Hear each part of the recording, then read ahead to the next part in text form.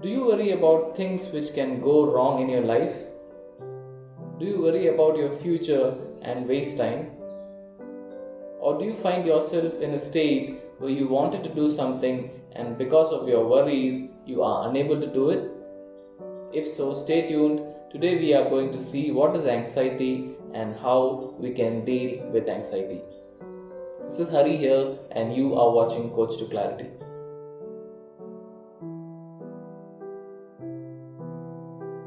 We often regard anxiety as something which is really negative, but if you look at anxiety a little closer, it is a protective mechanism present within ourselves.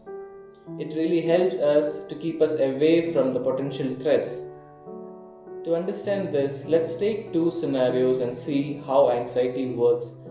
So, in the first case, I want you to imagine that you are walking into a stranger's house and you have opened the gate, crossed halfway, and you suddenly hear a loud, deep bark of a dog.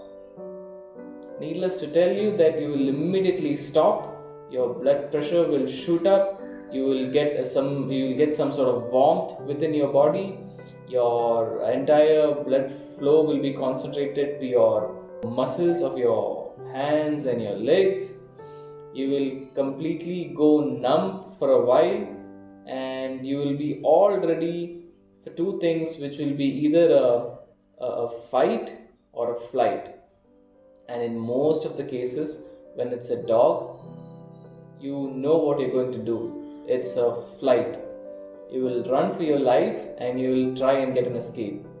So, in this case, what happened is it had given an alert to your body, and when you are going to face it for the next time, you will get an alert again stating, see, there could be a possible threat when you enter someone's house because a dog might pop up at any time and will put you in trouble.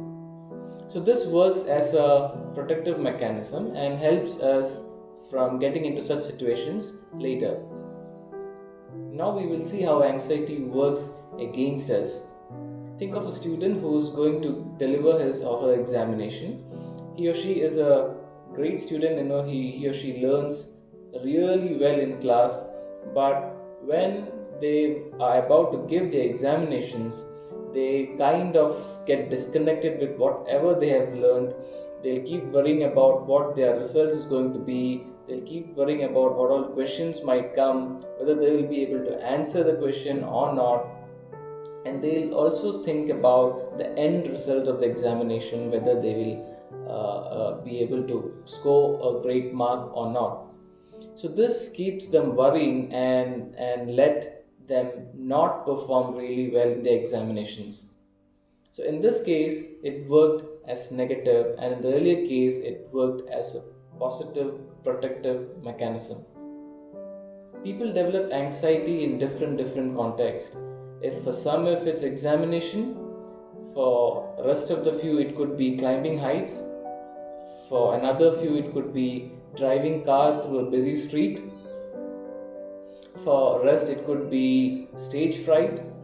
It varies from person to person, but it actually limits us from performing to our best. Now, the question is how we can get rid of anxiety. To be honest, there's no need to get rid of anxiety because anxiety is something which we really need. But what we can look at is how we can manage our anxiety. There's a very simple technique. You only have to remember A, B, C, and D. So let's see what is A, B, C, D technique. The moment you realize that you are developing anxiety, the first thing what you have to do is A, which is creating an awareness and acceptance within.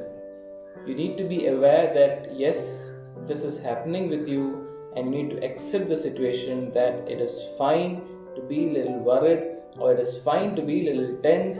I am working over it and I will get over with it. The moment you think like this, you're giving your mind space to think and perform. Your awareness has to be really great. You need to keep a real wide view around you so that you feel that you are slowly gaining control over the situation.